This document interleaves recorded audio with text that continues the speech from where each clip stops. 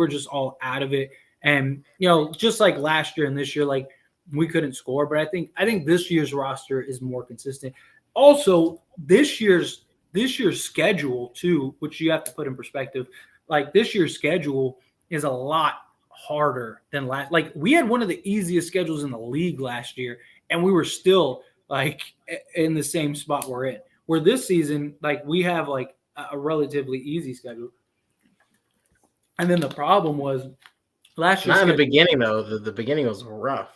Yeah, well, but I'm saying like last year we had it was either like the first and I believe it was the top 3 like easiest schedule to start. Like we had such an easy schedule. Like we were playing all the tanking teams, and we just kept losing. And then once we got into the hard part of the schedule, it was already too late. Through what was it? We were like at one point we were like 15-15 or something like that, and like in something like I don't remember exactly, but it was something like 12 out of like the 30 games were against teams like under 500. Where this it was like the opposite. I'd have to look it up again, but yeah, Huff sucks. Yeah, I don't think he's the answer personally. Like I said, go get Whiteside. Turnovers in their quarter, Lakers downfall like always. Yeah, it is. It's rough.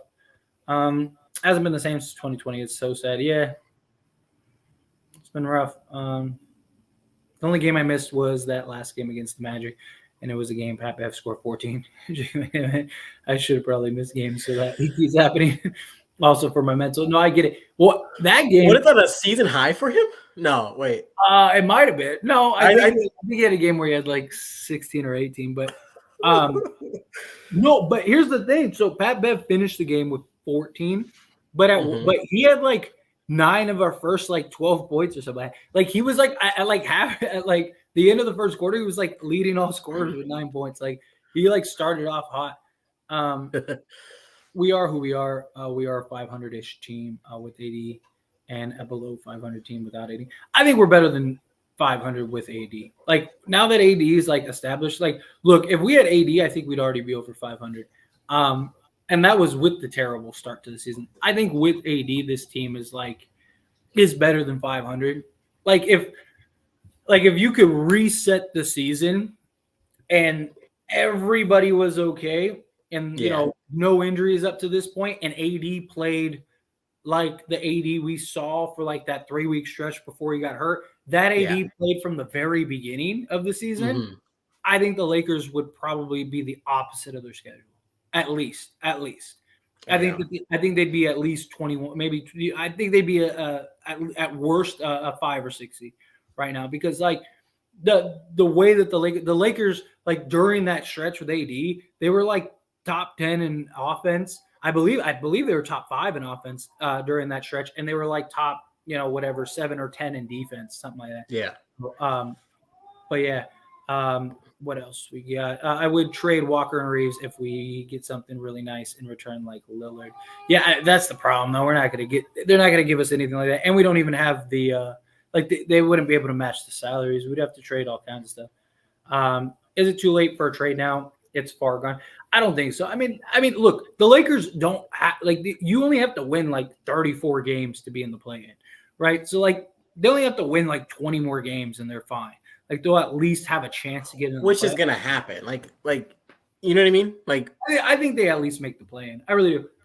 Yeah. No. Like I mean, also it's kind of scary that I had to think about that. Assuming AD comes back, but if AD comes back by mid-January the latest, then I think the Lakers for sure make. Or if we make a trade, and whatever trade we make can adjust quick. Even if we don't make a trade, I still think we make the play. Like because you're gonna have a couple of factors. One, if AD comes back and can play like AD and stay healthy, and there's no like another like month miss or something like that, then I think the Lakers will definitely make the play-in. If we do a trade, then I think we're knock on wood, locked to be a play-in if everyone can stay healthy. So you don't think we can make the play-in without AD? I think we can. I think we can at least make the play-in. I'm not saying because like we're losing games. We're losing even to the bad teams. Like if we didn't have AD for the rest of the season, I think we're probably 13th in the league. Like I really do. I think we're below 500. I don't think we win another 20 games the rest of the season. Like I don't. just because you're gonna have more games like this, right? Like you're gonna have more games like this than you will otherwise, right? Like you're gonna have more. It was a weird night though, because like you said, you normally don't get that type of production from like Reeves, and like it was just a weird night though. You know what I mean? Yeah, but I'm saying like even when they have been productive, we're still losing. Like, like even when you make a point, yeah. Even when Reeves and Walker give us like 15, 20 each, we're still losing. Like, Russ will give us a triple-double, we lose. Like, like it's just like AD, we're the worst defensive team in the league without Anthony Davis. That just shows how valuable AD is.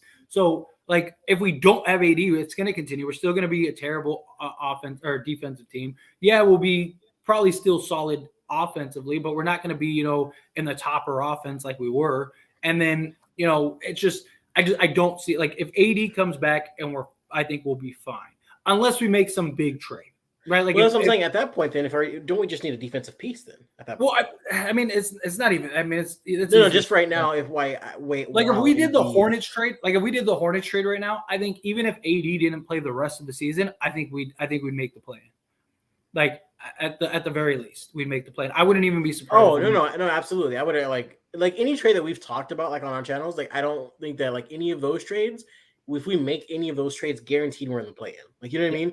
Like we're like a couple strong pieces away from playing first, second round playoffs. Like I'm not, Yeah. Lakers are going nowhere. As I said, all the problems we have are apparent. Even in wins, no height, no wings, no shooting. LeBron, Reeves, and Lonnie 0 points. Russ inefficient, 15 points. It was a rough night for sure.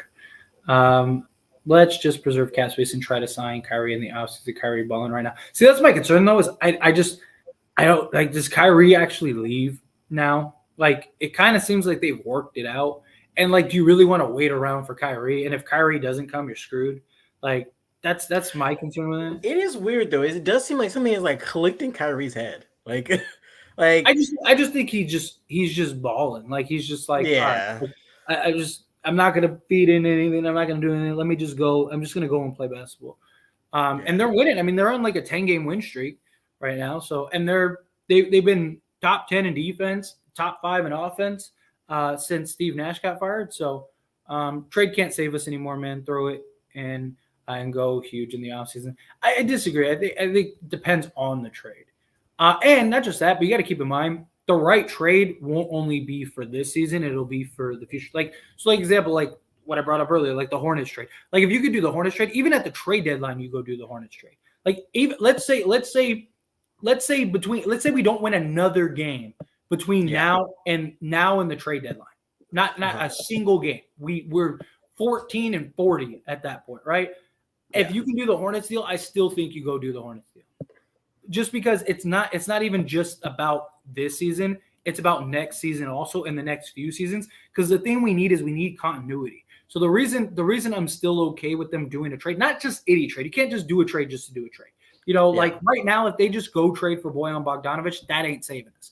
But if you could go get several pieces, the reason I like the Hornets trade or like even like the Spurs trade, what that does is that worst case scenario gives us this season to build chemistry and build, community, camaraderie, whatever. And then you have a full off season and a full training camp for them to continue to put it all together. And then hopefully it translates next season.